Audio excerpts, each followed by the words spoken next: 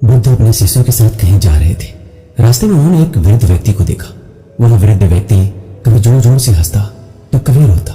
उसकी आंखों से आंसू बह रहे थे। वह पागल सा प्रतीत हो रहा था। बुद्ध उस व्यक्ति के पास पहुंचे। वह वृद्ध व्यक्ति बुद्ध को देखते ही उनके चरणों में गिर गया और बोला, आपकी सभी कई बातें सत्य है। मैं उन्हें समझ नहीं पाया था। मैं अब तक आपका विरोध कर रहा था, लेकिन आज मैंने जाना कि आप जो कहते हैं वो बिल्कुल सत्य होता है। बुद्ध ने उस वृद्ध व्यक्ति के आंसू पोंछे, अपनी झोली से भोजन निकाल कर दिया। वह वृद्ध व्यक्ति बहुत भूखा था। उसने भोजन लिया और भोजन खाने लगा। भोजन के हर निवाले के साथ वह कभी रोता कभी हंसता। ये सब कुछ बुद्ध के शिष्य भी देख रहे थे। बुद्ध के शिष्यों ने बुद्ध से पूछा, हे बुद्ध, इन महानुभावों को क्या हुआ है? क्या इनका मानसिक संतुलन सही नहीं है? बुद्ध मुस्कुराए और बोले, उन्हें ज्ञान की प्राप्ति हुई है। जाओ और उनसे ज्ञान प्राप्त करो। वह शिष्य उस वृद्ध व्यक्ति के पास पहुंचा और बोला, हे महानुभाव, मैं आपके हंसने और रोने का कारण नहीं समझ पा रहा। क्या आप मुझे बता सकते हैं कि आप ऐसा व्यवहार क्यों कर रहे हैं? वह व्यक्ति बोला, कुछ वर्षों पहले मैं महात्मा बुद्ध से मिला। मैंने उनके उपदेश सुने, लेकिन तब तक मुझे उनके उपदेश बेकार लगते थे। मैं समझता था कि जीवन जीने के लिए उनके उपदेश उपयोगी नहीं है, अतः मैंने बुद्ध की किसी बात को नहीं माना। यहाँ तक कि मैंने लोगों के साथ मिलकर उनके विरुद्ध षड्यंत्र भी रचे ताकि लोग उनके बहकावे में ना आए। मुझे याद है बुद्ध ने अपने उपदेश में कहा था, अधिक धन संग्रह करना दुख को बढ़ावा देता है। उन्होंने कहा था कि नशा नहीं करना चाहिए, झूठ नहीं बोलना चाहिए, लेकिन यह तो मैं करता था और इसी में मुझे आनंद आता था। धन का संग्रह करना, अधिक से अधिक मदिरा पान करना, झूठ बोलकर व्यापार बढ़ाना, इसलिए बुद्ध की बातें मुझे अच्छी नहीं लगती थी। लेकिन मैं ये भी देखता था कि बुद्ध की बातें मानने वाले लोग बड़े खुश हैं। हालांकि इनके पास कुछ ज्यादा नहीं है, लेकिन वह हमेशा खुश दिखाई देते हैं। इस कारण उन लोगों के प्रति मेरे मन में ईर्ष्या भी उत्पन्न हुई। इसी कारण मैं रो रहा हूँ कि ये बातें मुझे पहले क्यों समझ नहीं आई। आज मेरे पास समय नहीं है, मैं वृद्ध हो गया हूँ, अब ये बातें मेरे समझ में आई है। मैं हंस इसलिए रहा हूँ कि यही गलती तो सभी लोग कर रहे हैं और उन्हें भी नहीं पता कि वह गलती किए जा रहे हैं, और वह भी मेरी तरह ही अपने अंतिम समय में ये बात समझेंगे और पछताएंगे कि शायद वो पहले इन बातों को समझ जाते। मुझे याद है बुद्ध ने कहा था, जैसे हमारे विचार होते हैं वैसे ही हम बन जाते। शिष्य ने कहा, आपने जो ज्ञान प्राप्त किया है आप उसे हमारे साथ साझा करेंगे, जिससे कि हम सभी की ज्ञान वृद्धि हो सके और हम भी जीवन की गहराइयों को समझ सके। वह वृद्ध व्यक्ति बोला, आप तो महात्मा बुद्ध के शिष्य हैं। बुद्ध के समान जीवन की गहराइयों को किसी ने नहीं समझा। आपको जो ज्ञान बुद्ध दे सकते हैं मैं नहीं दे सकता, लेकिन फिर भी जो मैंने समझा है मैं आपको अवश्य बताऊंगा।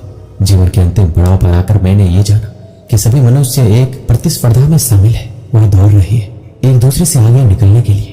यह दौड़ बचपन से ही शुरू हो जाती है। जब मैं छोटा था तब मैं अपने मित्रों से आगे रहना चाहता था। मैं चाहता था कि मेरे पास उनसे ज्यादा खिलौने हो, उनसे ज्यादा अच्छे कपड़े हो। मेरी माँ बहुत अधिक सख्त थी।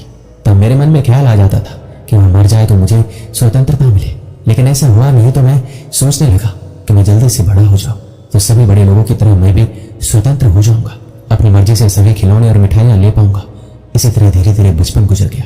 युवा हुआ तो सभी खिलौने और मिठाइयां व्यर्थ लगने लगी, लेकिन दौड़ अभी भी जारी थी। अब मैं अपने मित्र से ज्यादा धन कमाना चाहता था ताकि मैं अच्छे कपड़े पहन सकूं, अच्छा घर बना सकूं, उन्हें दिखा सकूं कि मैं उनसे अधिक सम्मानित व्यक्ति हूं। उसके लिए मैंने षड्यंत्र रची, झूठ बोला, धोखा दिया, लेकिन ये सब करते हुए मुझे कभी एहसास ही नहीं हुआ कि मैं कुछ गलत कर रहा हूँ। कुछ समय पश्चात मेरे माता पिता ने मेरा विवाह कर दिया। वह जो स्त्री मेरे जीवन में आई थी बहुत ही सुंदर थी।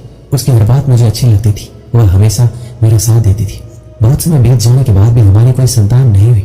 मैं हमेशा चिंतित रहता था कि मेरी कोई संतान नहीं है तो मेरे बुढ़ापे की लाठी कौन बनेगा। जब मैं अपने मित्रों के घर में उनके बच्चों को खेलते दिखता तो मुझे उससे जलन होती, ईर्ष्या होती, और मैं सोचता कि काश मेरे घर में भी कोई बच्चा होता। लेकिन जल्दी ही वो समय भी आ गया। आखिरकार मेरे घर में भी एक पुत्र ने जन्म लिया। तब मैं खुश हुआ। ऐसी खुशी मुझे आज तक नहीं हुई थी। मुझे ऐसा लग रहा था जैसे सब कुछ मिल गया हो, अब कुछ नहीं चाहिए। लेकिन कुछ समय पश्चात मुझे ऐसा लगने लगा कि मेरा एक और पुत्र होता तो मेरे दोनों कंधे मजबूत हो जाते। और ईश्वर ने फिर से मेरी बात सुनी, मुझे एक बार फिर से एक पुत्र का पिता बना दिया। मैंने अपने पिता के व्यापार को बहुत आगे बढ़ाया। एक दिन मेरी पत्नी ने मेरे पास आकर मुझसे कहा, ये जो सारा व्यापार है ये तुमने ही तो बनाया है। तुम्हारे पिता ने तो केवल इसे शुरू किया था। आज जहाँ तुम हो वह सब तुम्हारी ही मेहनत है। वैसे भी तुम्हारे माता पिता की उम्र हो गई है, अब उन्हें तीर्थ पर चले जाना चाहिए। उसके बाद मुझे सही लगी। मैंने अपने पिता से इस बारे में बात की, लेकिन उन्होंने मना कर दिया। उसके बाद से उनकी हर बात मुझे गलत लगने लगी। वो मुझे व्यापार में निर्णय लेने की स्वतंत्रता नहीं दे रहे थे। मुझे काम करने के लिए उनसे पूछना पड़ता था। अब मैं स्वतंत्र होना चाहता था। एक बार फिर से ईश्वर ने मेरी सुन ली। मेरे पिता बहुत बीमार हो गए। तब मुझे लगा वह जल्दी ही प्राण त्याग देंगे। इस बात से मुझे दुखी होना चाहिए था और मेरे चेहरे पे दुखी के भाव भी थे, लेकिन अंदर से मैं कहीं ना कहीं खुश था कि अब मैं अपने निर्णय पूर्ण रूप से स्वतंत्र होकर ले सकूंगा। उनकी हालात अब ऐसी हो गई थी कि वो अब बोल भी नहीं सकते थे। वैद्य ने मुझे बताया कि उनके पास अब ज्यादा समय नहीं है, जिसको भी बुलाना है बुला लो ताकि समय मिल सके। मेरे पिता को इस अवस्था में 6 दिन से ज्यादा हो गए थे। मैं अपने पिता से मिलने गया तब मेरी पत्नी भी पीछे से आई और मुझसे बोलने लगी, सभी लोग तो तुम्हारे पिता से मिलकर चले गए, ये अभी किसका इंतजार कर रहे हैं? ये मरते क्यों नहीं है? अपनी पत्नी की सभी बातें मुझे अच्छी लगती थी। वो एक अच्छी औरत थी, सही बात करती थी। उसकी कोई बात मुझे कभी गलत नहीं लगी। मुझे भी लगने लगा कि ऐसी अवस्था में पड़े रहने से अच्छा है कि वो मर जाए ताकि उन्हें इस जीवन से मुक्ति मिले। अगले दिन जब मैं उठा और अपने पिता के कमरे में गया तो मैंने देखा कि मेरे पिता की मृत्यु हो चुकी है। मेरी माँ उनके सिरहाने बैठी रो रही है। मेरी आंखों में आंसू आ गए और मैंने निर्णय लिया कि मैं अपने पिता की अंतिम यात्रा को बहुत ही भव्य तरीके से निकालूंगा ताकि सब देख सके मैं अपने पिता से कितना प्रेम करता था। और मैंने यही किया। मैंने अपने पिता की अंतिम यात्रा बहुत ही भव्य तरीके से निकाली। सभी लोग अचंभित थे। आज तक उन्होंने ऐसी भव्य यात्रा नहीं देखी थी और मैं अंदर ही अंदर बड़ा प्रसन्न था। खुशी से झूम रहा था कि लोग मेरी प्रशंसा कर रहे हैं, लेकिन चेहरे पर दुख के भाव दिखाने पड़ रही थी। इसके बाद पूरे व्यापार पर मेरा एकाधिकार हो गया। सही निर्णय मैं लेता था। मैंने बहुत सारा धन इकट्ठा कर लिया। इसके लिए मैंने हर तरकीब लगाई। वो हर कार्य किया जो धन कमाने के लिए किया जा सकता था। धन की हवस बढ़ती जा रही थी। मैं ज्यादा से ज्यादा धन इकट्ठा कर लेना चाहता था। मैं अपने नगर का सर्वश्रेष्ठ और धनी व्यापारी बन गया। धीरे धीरे मेरे दोनों पुत्र युवा हो गए और मैं बुढ़ापे की तरफ चल निकला, लेकिन दौड़ अभी भी जारी थी। मैंने अपने दोनों पुत्रों का विवाह बड़े व्यापारियों की पुत्री से किया ताकि मेरे व्यापार को बड़े से बड़ा लाभ मिल सके। धीरे धीरे मेरी उम्र बढ़ती चली गई और बुढ़ापा आता चला गया। एक दिन मेरी पत्नी भी मुझे छोड़कर चली गई। तब पहली बार मुझे किसी के जाने का एहसास हुआ।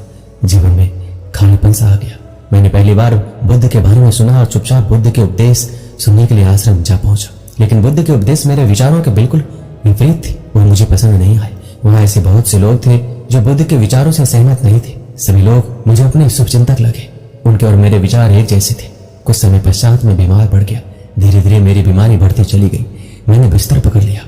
अपने इलाज मैंने बड़े से बड़े वैद्य से कराया, लेकिन कोई फायदा नहीं हुआ। और एक दिन मेरा बड़ा पुत्र मेरे